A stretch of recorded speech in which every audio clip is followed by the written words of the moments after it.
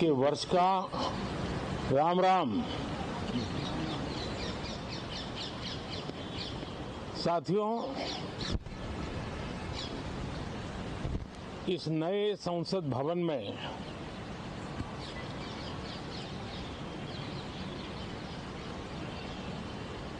जो पहला सत्र हुआ था, उसके आखिर में इस संसद ने एक बहुत ही गरिमापूर्ण फैसला लिया था और वो फैसला था नारी शक्ति वंदन अधिनियम। और उसके बाद 26 जनवरी को भी हमने देखा किस प्रकार से देश ने कर्तव्य पथ पर नारी शक्ति के सामर्थ्य को, नारी शक्ति के शौर्य को, नारी शक्ति के संकल्प की शक्ति को अनुभव किया। और आज बजट सत्र का आरंभ हो रहा है, तब राष्ट्रपति द्रौपदी मुर्मू जी का मार्गदर्शन और कल निर्मला सीतारमण जी के द्वारा इंटरिम बजट एक प्रकार से ये नारी शक्ति के साक्षात्कार का पर्व है।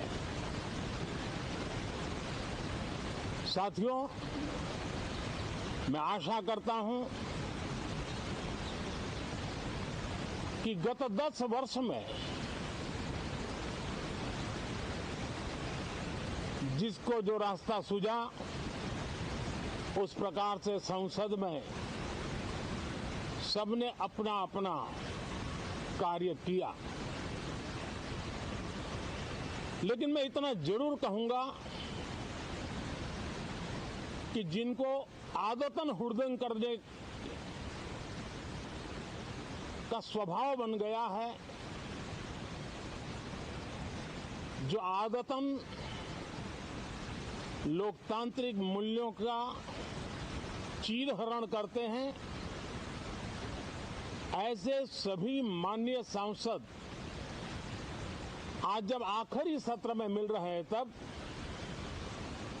जरूर आत्मनिरीक्षण करेंगे कि 10 साल में उन्होंने क्यों किया। अपने संसदीय क्षेत्र में भी 100 लोगों को पूछ ले, किसी को याद नहीं होगा,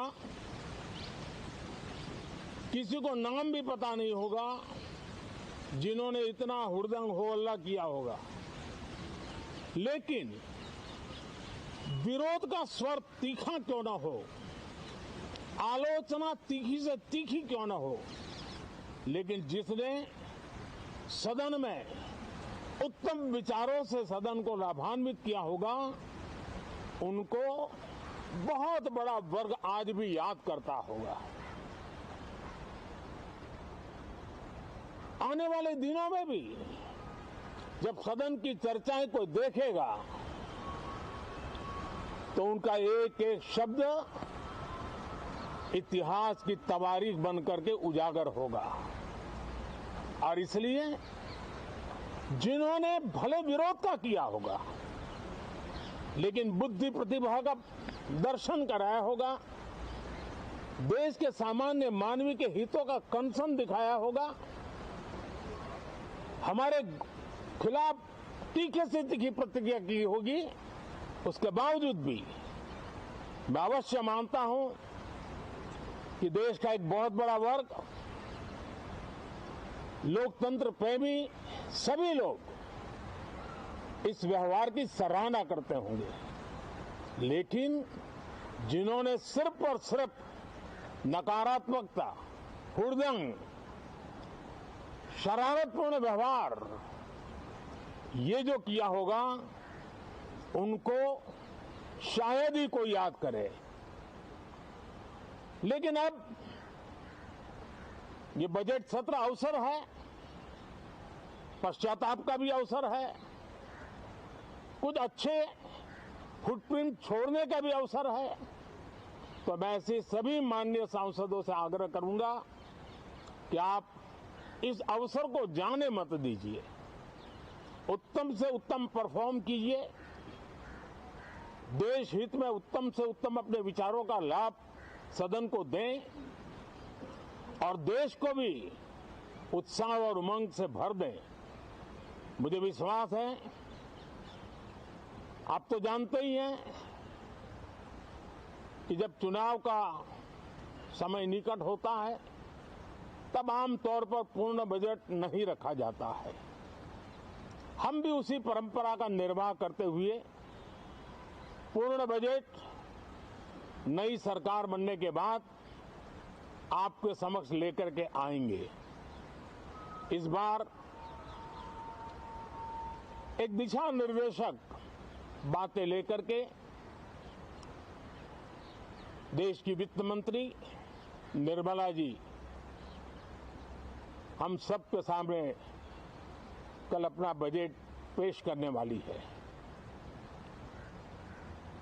साथियों, मुझे विश्वास है कि देश नित्य प्रगति की नई नई ऊंचाइयों को पार करता हुआ आगे बढ़ रहा है। सर्वस्पर्शी विकास हो रहा है, सर्वांगीण विकास हो रहा है, सर्व समावेशक विकास हो रहा है। ये यात्रा जनता जनार्दन के आशीर्वाद से निरंतर बनी रहेगी। इसी विश्वास के साथ फिर आप सभी को मेरा राम राम।